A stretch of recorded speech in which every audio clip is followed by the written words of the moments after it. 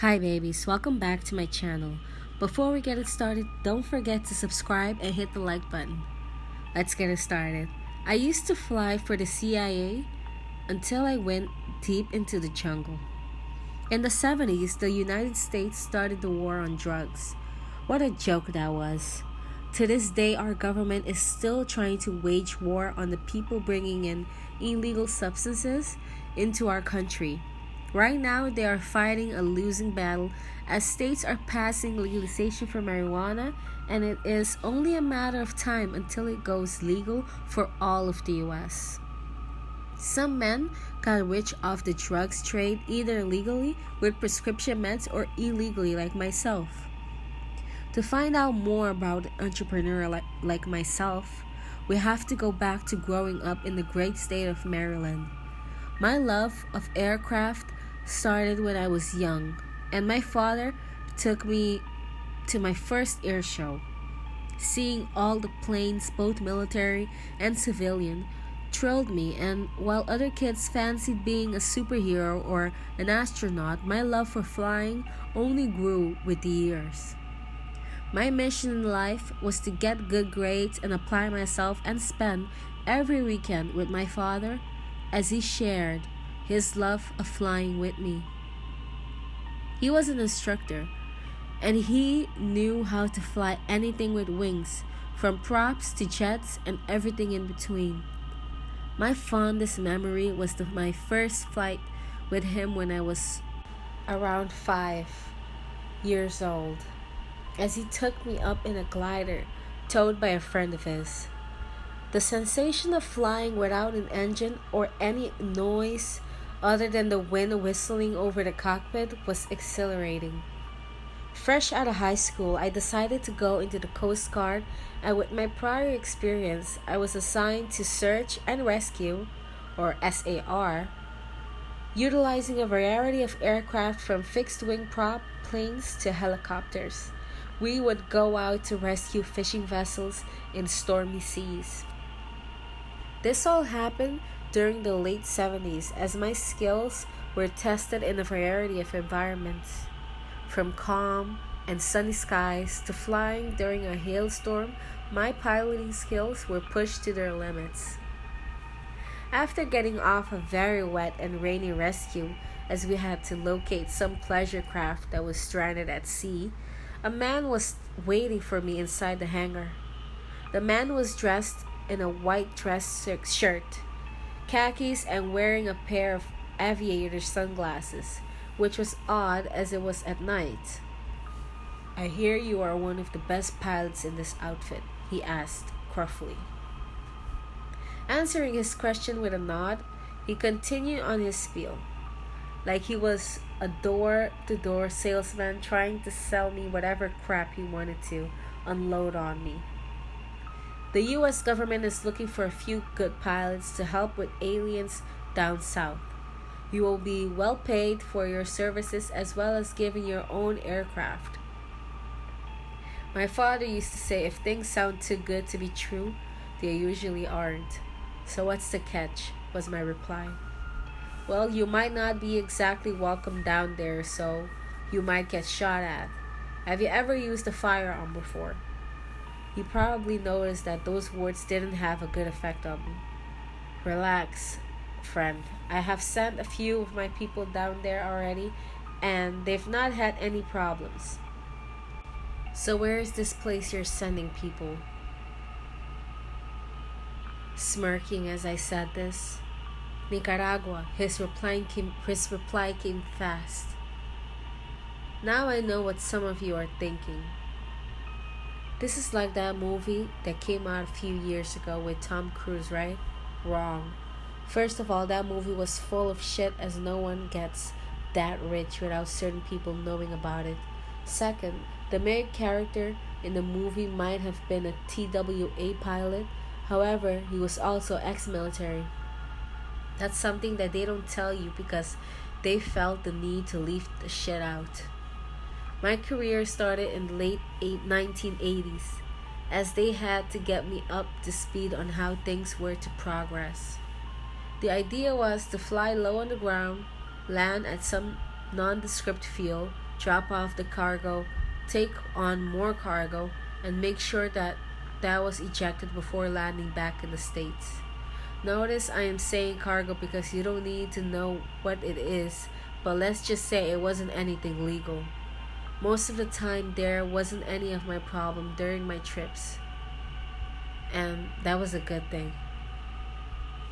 One of the weirdest things that was dropped off was, for these guys, porn magazines. It was just odd to see people go rabid over something that you could buy at the corner store. The first few months of flying cargo went off without a hitch, as everything was progressively fairly well. True to Mr. Sunglass's words, money started to roll in, and thank God a good friend of mine was working in Wall Street. His name is Sal, and he has to be one of the savviest investors in the market today, telling me what to buy, where to put money, etc.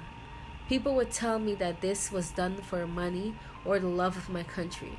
However, I did this for one reason only: because flying was in my blood.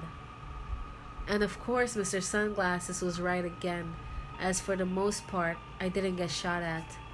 Sure, these were times where guns were pointed at me. However, it was cleared up as some higher up would come along and defuse the situation. One of the higher ups who befriended me was a man that we'll call Jose, and this was the conversation that happened before one of our last runs into South America. Hola amigo, ¿cómo estás? This crazy official reached out for a handshake, and his stained fatigue strained to hold his buck. A green cap managed to contain his strands of dirty hair, and to my surprise, his boots had been polished to a mirror sheen. Bien, Jose. So what do you have for me today? I asked as he fired off in rapid Spanish. A bunch of soldiers began to unload my plane. Wandering over to a small tent, he pointed to a map of the area. There's an airfield here, as our forces have been under attack by a local tribe. We are only taking half of the guns and ammo, and we want you to run there, drop off the guns, and come back here to refuel and take your cargo across the border. Local tribes? Jose clapped on my back so hard it pushed me forward. Relax, mi amigo. These are simple folk who do not understand our flight. We had only sent in 20 men as we thought they wouldn't be an issue. We had gotten a radio transmission a few hours ago stating they were under attack, and that's when the line cut out. What do you mean cut out? Jose chuckled. Reception in that part of region is spotty at best, and they are a local tribe. They only have spears and knives, so you should be fine. Now hurry along. The quicker you get there, the quicker you can come back and drop off the next load. He turned away from me to bark orders at his soldiers as they scattered like cockroaches when the lights came on. Climbing back into my plane, I sorted through the guns that were available, as there were an assortment of handguns, assault rifles, and a few shotguns. Picking out a well-used M1911 that had been seen its share of combat, as well as an FNFA all that looked just as used. I set out towards the remote airstrip. The sun was starting to set, and a prayer was uttered to whomever was listening that the strip would have been lit.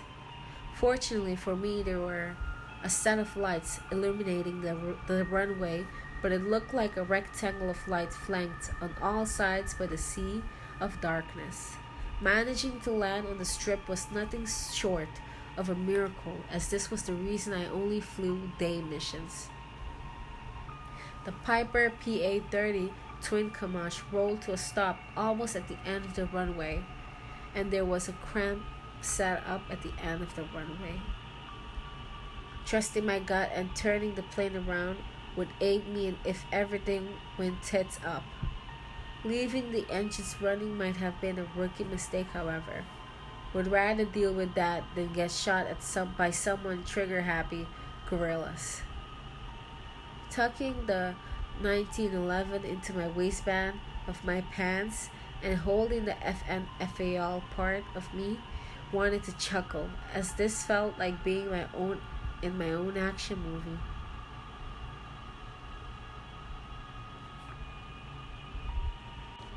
It would be a horror film. The makeshift camp was in shambles, as there were bullet castings, blood, and bodies that seemed to have parts of their bodies shorn off by someone razor sharp. Growing up, I had gone and seen horror movies before, and the sight of blood, even my own, never really sickened me.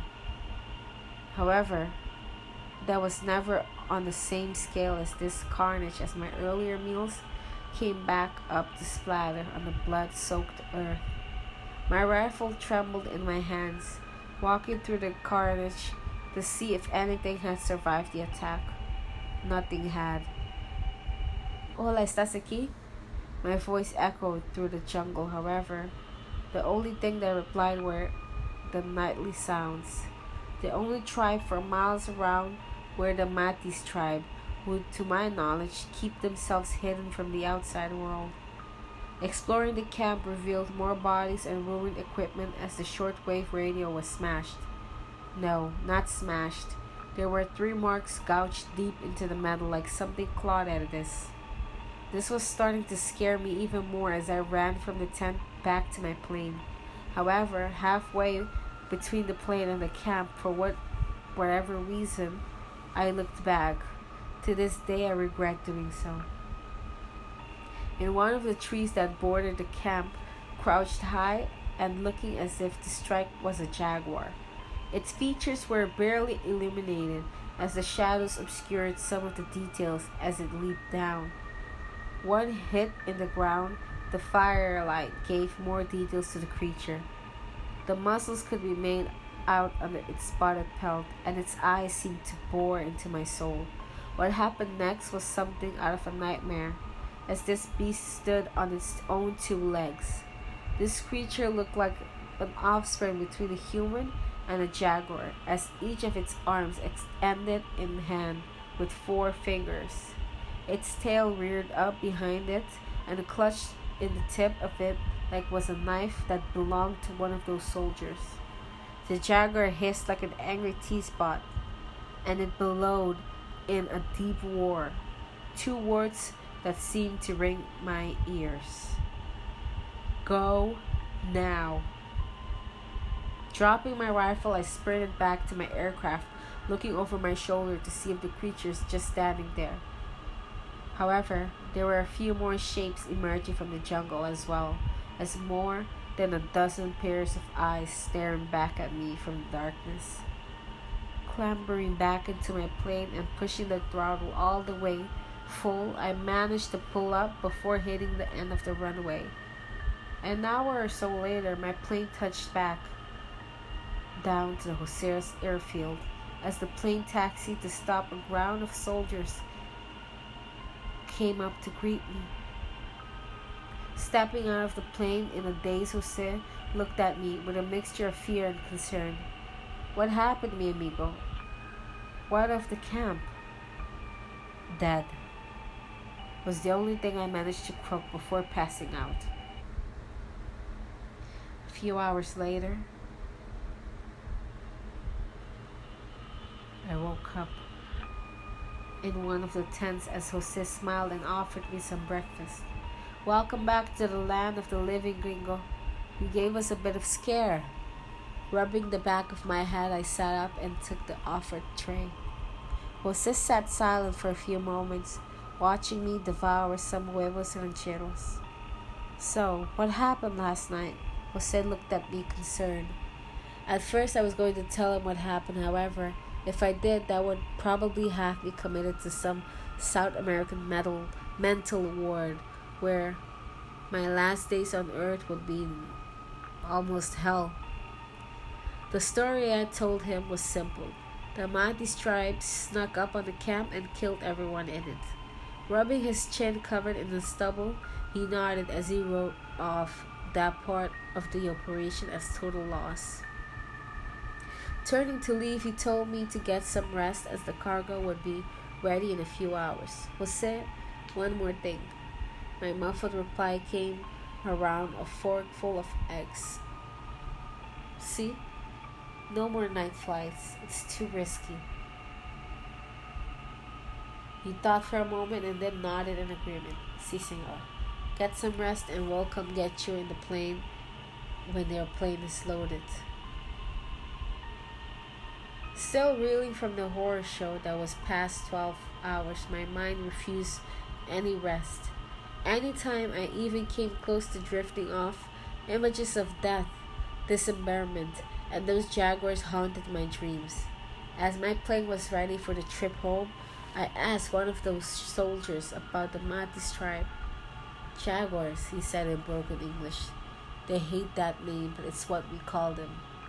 The rest of the day was spent flying my cargo home, making the appropriate drop and landing at the nondescript airstrip in some podunk town in the Midwest. Taxiing to the hangar, and just like clockwork, Mr. Sunglasses was waiting for me with a padded envelope. You look like hell. He saw that I had been without sleep. Yeah, about that. I'm taking a few days off. He started to protest, but my 1,000-yard stare silenced him as he nodded. You take as long as you need. Just remember, we need to keep those boys supplied. My career was cut short a year later as some DEA prick almost caused me to crash as his wing clipped mine. More than a few acres of corn were sacrificed in my emergency landing, however. I made it out with only a few scrapes and bruises. They tried to run me in for smuggling or whatever other bullshit charges they could come up with. They put me in one of those interrogation rooms and was only there for 10 minutes until one of those officers told me I was free to go. Making my way outside, I saw a familiar face leaning up against one of those cop cars parked in the street. Mr. Sunglasses smirked at me as he fished inside of his jacket pocket and tossed me a familiar padded envelope. Here, kid, this is a little something from Uncle Sam to show his appreciation. The envelope was twice as thick as previous ones. As he nodded, see you around and don't spend all in one place. With this final payment, along with the other payments that were put in a variety of investments, I decided to retire at the ripe age of 38. A piece of property fell in my lap right on the border between Arizona and Nevada. My house was constructed from the ground up that had more than a few rooms, including an armory, indoor gun range, and even a massive shelter. There are two events that I have been considering me leaving this state and moving thousands of miles away from here. The first is the news chronicling a variety of sightings of big cats in my area. Granted, this was the desert and there is a lot of wildlife around here. However, the second event made me consider abandoning my house and getting as far away from here as possible. Coming home from errands, I noticed some sort of dead rat on the stoop. The creature looked to be split in two by something really sharp. Next to the rat was something that resembled a paw print dipped into the blood of my dying animal. This paw did not look like any animal I've ever seen it before in my life, because the paw looked like four-fingered hand. Thank you for listening. If you like this story, please subscribe and give me a like. Give me any suggestions in the comment box below on what you want the video to be like. Thank you. Bye.